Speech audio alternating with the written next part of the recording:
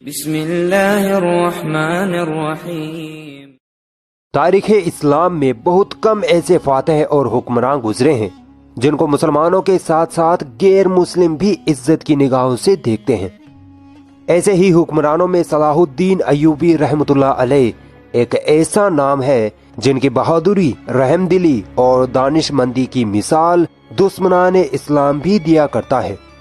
اکثر مسلمانوں نے صلاح الدین ایوبی کا نام تو ضرور سنا ہوگا، مگر افسوس بہت کم مسلمان ایسے ہیں جو اسلام کے اس مجاہد کے اتہاس کے بارے میں جانتے ہوں گے، کیونکہ آج کا مسلمان اسلام کے ہیروں سے زیادہ ہالی ووڈ بالی ووڈ کے ہیروں کے بارے میں جاننے کی دلچسپی رکھتا ہے۔ تو دوستو، اگر آپ چاہتے ہو کہ صلاح الدین ایوبی جیسے مسلم حکمراں کا اتہاس آپ کو معلوم ہو تو اس ویڈیو کو آخر تک ضرور دیکھنا۔ ان کا پورا نام سلطان صلاح الدین یوسف بن ایوب تھا۔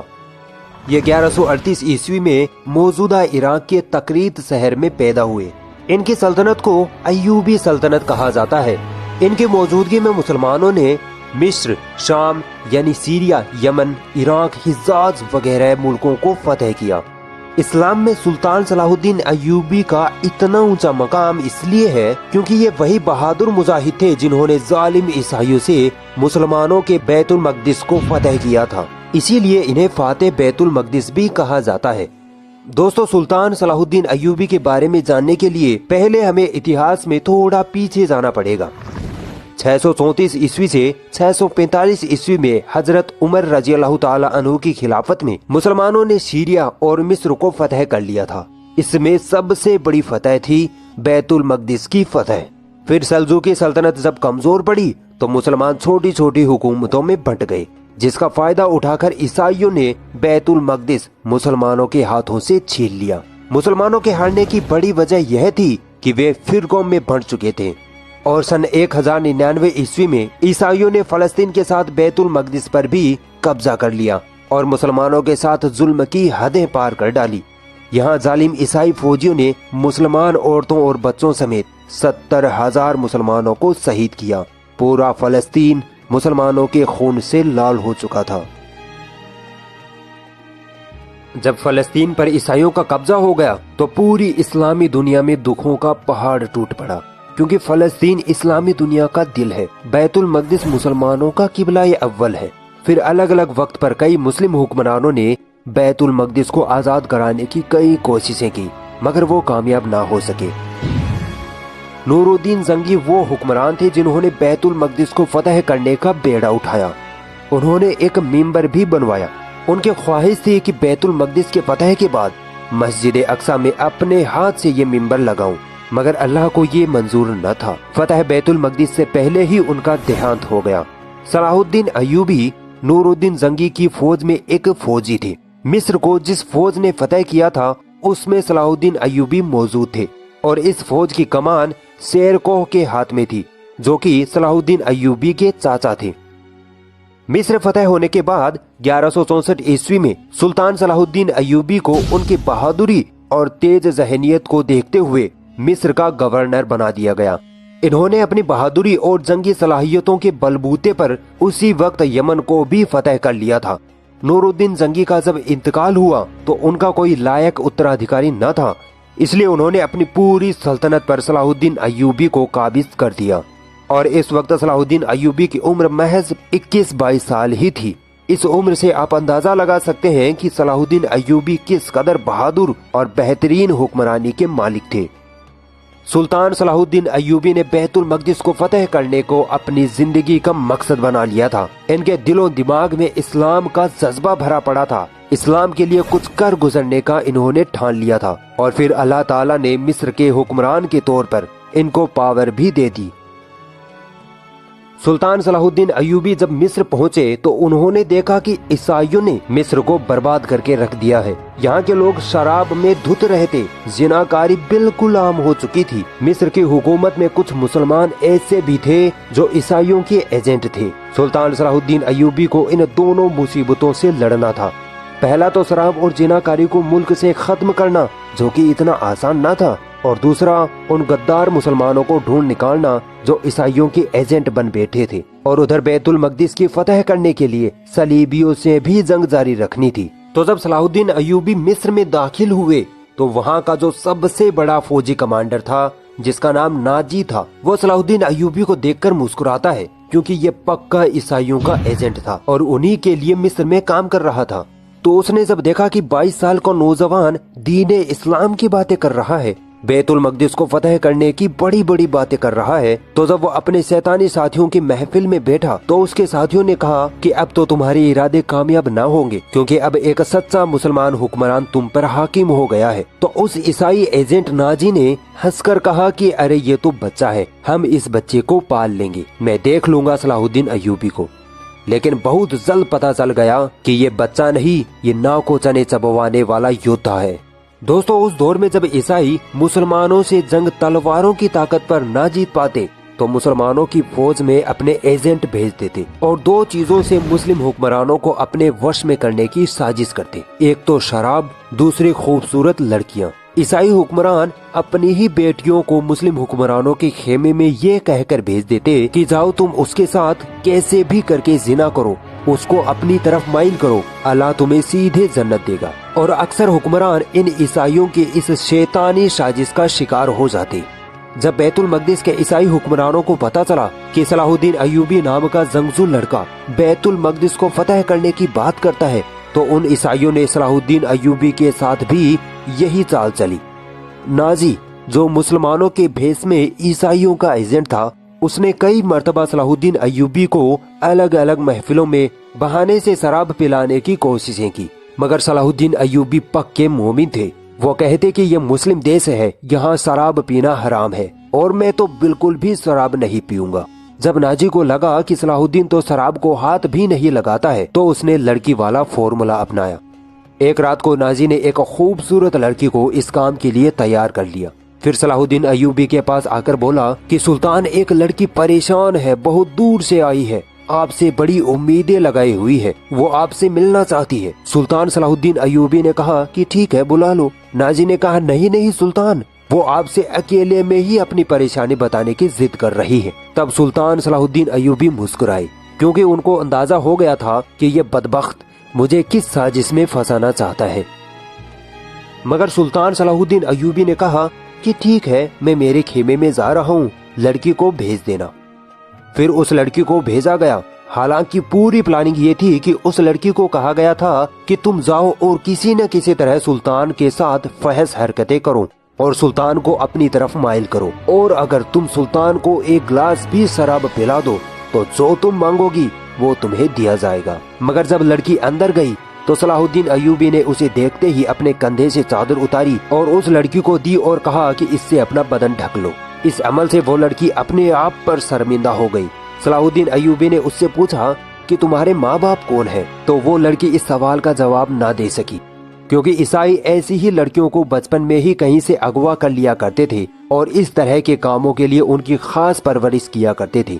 फिर वो लड़की रोते हुए बोली कि इन लोगों ने मुझे आपके साथ फहश हरकतें करने के लिए भेजा था। सुल्तान सलाहुद्दीन अय्यूबी मुस्कुराए और कहा कि जाओ, उनसे कह दो कि जो काम तुमने कहा था वो मैंने कर दिया। जब वो लड़की अपने सरदारों के पास गई तो अगले ही दिन नाजी उठा और शोर मचाने लगा कि देखो, हमारा सुल्तान तो शराबी है, वो तो लड़कियों के साथ जिनाकारी करता है। जब सुल्तान सलाहुद्दीन अय्यूबी अपने खेमे से बाहर आए तो लोगों में उनकी बातें चल रही थी। सुल्तान ने कहा कि जरा उस लड़की को तो पूछ लो कि रात को क्या हुआ था। जब लड़की को बुलाया गया तो उस लड़की ने सबके सामने कहा कि जिस खुदा को मैं मानती हूँ उसकी कसम, मैंने सलाहुद्दीन जैसा बहादुर और शरीफ इंसान आज तक नहीं देखा। मैं रात भर उनके साथ रही, मगर सुल्तान ने एक गलत निगाह भी मुझ पर न डाली। फिर उस नाजी का काला मुंह हुआ। तो दोस्तों, ये किरदार था सुल्तान सलाहुद्दीन अय्यूबी का, और एक किरदार आज हमारा है जो व्हाट्सएप और फेसबुक सिर्फ इसलिए चलाते हैं ताकि लड़कियों को पटा सके। जब ईसाइयों की शराब और लड़की वाली साजिश काम न आई तो इन्होंने सुल्तान को कत्ल करने की तीसरी साजिश रचनी शुरू कर दी। इन लोगों ने हसन बिन सब्बाह से मदद मांगी, जो दुनिया का बदतरीन इंसान था। कहता तो अपने आप को मुसलमान था, मगर असल में बातिनी था। इसने अपने लोगों की एक ऐसी फौज बना रखी थी जो बड़े बड़े लोगों को किसी भी हालत में मारने की ताकत रखती थी, और आज हम इस फौज को एसेसियंस के नाम से जानते हैं। अलग अलग वक्त पर 3 बार एसेसियंस ने सुल्तान सलाहुद्दीन पर हमला किया, मगर वो हर बार इन लोगों को मार गिराते। यहाँ तक कि ये असैसिन्स सुल्तान सलाहुद्दीन की फौज में उनके बॉडीगार्ड के रूप में भी शामिल हो गए थे। और एक दोपहर जब सुल्तान सलाहुद्दीन अय्यूबी अपने खेमे में सो रहे थे, तब इन असैसिन्स ने मौका पाकर सुल्तान पर हमला कर दिया। मगर सुल्तान नींद में भी जंग की हालत में होते थे। हमला निशाने पर नहीं लगा तो सुल्तान की आंख खुल गई और एक पल में ही सुल्तान ने जान लिया कि ये फिदाई यानी असैसिन्स है। तो सुल्तान ने उसी वक्त अपने मुक्के से उस फिदाई के सिर पर ऐसी चोट मारी कि उस फिदाई के सर की हड्डी टूटने की आवाज आई और वो वहीं गिर पड़ा। ईसाई हुक्मरान परेशान हो चुके थे कि इस सुल्तान से कैसे निपटा जाए। जब सुल्तान सलाहुद्दीन अय्यूबी ने मिस्र में अपनी हुकूमत मजबूत कर ली तो उन्होंने बैतुल मकदिस की तरफ चढ़ाई करने का इरादा किया। इनमें जिहाद का जोश कूट कूट कर भरा हुआ था। इनकी जिंदगी का सिर्फ एक ही मकसद था, वो था बैतुल मकदिस की फतह। हित्तीन के मैदान में मुसलमानों की ईसाइयों से भीषण जंग हुई। सुल्तान सलाहुद्दीन अय्यूबी की फौज ईसाइयों का सफाया करते हुए बैतुल मकदिस की ओर बढ़ रही थी। ईसाइयों के फौजी मारे जा रहे थे, यहाँ तक कि खुद सुल्तान सलाहुद्दीन अय्यूबी दुश्मनों के बीच जाकर दुश्मनों के सर कलम कर रहे थे। हजारों ईसाइयों को जंग में कत्ल कर दिया गया और कई हजारों को गिरफ्तार कर लिया गया। सुल्तान सलाहुद्दीन ने आगे बढ़कर बैतुल मकदिस पर इस्लाम का झंडा गाड़ दिया और पूरे फलस्तीन से मसीही हुकूमत का खात्मा हो गया। मस्जिद अक्सा में दाखिल होकर सुल्तान सलाहुद्दीन ने वो मिंबर जिसे नूरुद्दीन जंगी ने बनवाया था अपने हाथों से मस्जिद में रखा और इस तरह नूरुद्दीन जंगी की ख्वाहिश सुल्तान सलाहुद्दीन अय्यूबी के हाथों पूरी हुई। सुल्तान सलाहुद्दीन अय्यूबी ने बैतुल मकदिस को फतह करने के बाद वैसा कोई अत्याचार नहीं किया जैसा इस शहर पर कब्जा करते वक्त यूरोप की मसीही फौजों ने मुसलमानों पर किया था। सुल्तान सलाहुद्दीन ने फिदिया लेकर ईसाइयों को शहर में रहने दिया तथा जो ईसाई गरीब थे जो फिदिया नहीं दे सकते थे उनके फिदिया की रकम खुद सुल्तान सलाहुद्दीन अय्यूबी और उनके भाई मलिकुल आदिल ने चुकाई। जब यूरोप के ईसाई हुक्मरानों के पास ये खबर पहुंची कि सलाहुद्दीन अय्यूबी ने बैतुल मकदिस पर कब्जा कर लिया है तो पूरे यूरोप में कोहराम मच गया। हर तरफ लड़ाई की तैयारियां शुरू होने लगी। जर्मनी, इटली, फ्रांस और इंग्लैंड से फौजें फलस्तीन रवाना होने लगी। इंग्लैंड का बादशाह रिचर्ड और फ्रांस का बादशाह फिलिप अपनी अपनी फौजें लेकर फलस्तीन पहुंचे। यूरोप की इस ईसाई सेना से जिसकी तादाद तकरीबन 6 लाख थी, 3 साल तक सलाहुद्दीन अय्यूबी ने अकेले ही लगातार जंगें लड़ी।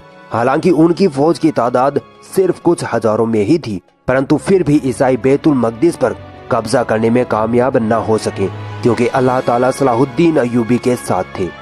और फिर ईसाई हुक्मरान थक हार कर सलाहुद्दीन अय्यूबी से सुलह करके खाली हाथ वापस अपने मुल्क लौट गए।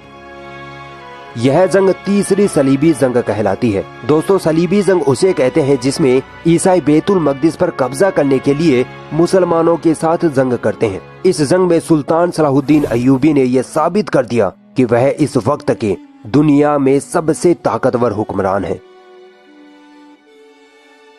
दोस्तों, सुल्तान सलाहुद्दीन अय्यूबी एक बहादुर, बुद्धिमान और निडर सिपाही सालार तो थे ही, इसके साथ ही वे बहुत बड़े दरियादिल इंसान भी थे। उनकी दरियादिली का अंदाजा इस बात से लगाया जा सकता है कि जब सुल्तान ने बैतुल मकदिस को फतह किया तो फलस्तीन की ईसाई आवाम को किसी तरह का कोई नुकसान न पहुंचाया, न ही वहां कोई खून खराबा हुआ, बल्कि सुल्तान तो ईसाइयों से इतनी रहमदिली से पेश आए कि आज भी ईसाई सुल्तान सलाहुद्दीन की इज्जत करते हैं। सुल्तान सलाहुद्दीन ने जब बैतुल मकदिस फतह किया तो मसीहियों से समझौता हुआ और सुल्तान ने मसीहियों को बैतुल मकदिस की जियारत की इजाजत दे दी। जब यूरोप के ईसाइयों को पता लगा कि वे बैतुल मकदिस की जियारत कर सकते हैं तो ईसाई इतनी तादाद में फलस्तीन आने लगे कि शाह रिचर्ड को उनकी व्यवस्था करना मुश्किल होने लगा। उसने सुल्तान से कहा कि चंद लोगों को ही बैतुल मकदिस की जियारत करने की इजाजत दी जाए। इस पर सुल्तान ने कहा कि ज़ायरीन लंबा सफर करके मुश्किल से यहाँ पहुँचते हैं, उनको बैतुल मकदिस की जियारत करने से रोकना सही नहीं है। सुल्तान ने न केवल उन ईसाई ज़ायरीन को हर तरह की आज़ादी दी बल्कि अपनी ओर से लाखों ईसाई ज़ायरीन के लिए मेहमान खाने, सुविधाएं और आराम की व्यवस्थाएं की और खुद उनके साथ बैठकर बातें करते और उनसे अपनी मोहब्बत जाहिर करते। ये थे एक मुस्लिम हुक्मरान जिन्होंने ऐशो आराम और ताकत के जोर पर नहीं बल्कि प्यार और मोहब्बत के जोर पर लोगों के दिलों पर राज किया। और दूसरी तरफ वे ईसाई हुक्मरान जिन्होंने मार काट और खून खराबे के अलावा इस दुनिया को कुछ न दिया। صلاح الدین ایوبی سے اللہ کو جو کام لینا تھا وہ پورا ہو چکا تھا۔ سلطان صلاح الدین نے اپنا مقصد پورا کیا اور تاریخ میں ایک عظیم الشان حکمران بن کر 1193 عیسوی میں اس دنیا کو الوداع کہہ دیا۔ اگر یہ ویڈیو آپ کو پسند آئی تو اس ویڈیو کو لائک ضرور کریں، اور بھی ایسی انٹرسٹنگ ویڈیوز دیکھنے کے لیے ہمارا چینل سبسکرائب ضرور کریں اور اس گھنٹی کو بھی دبائیں، تاکہ جب بھی ہم کوئی نئی ویڈیو ڈالیں تو اس کا نوٹیفیکیشن آپ تک سب سے پہلے پہنچ جائے۔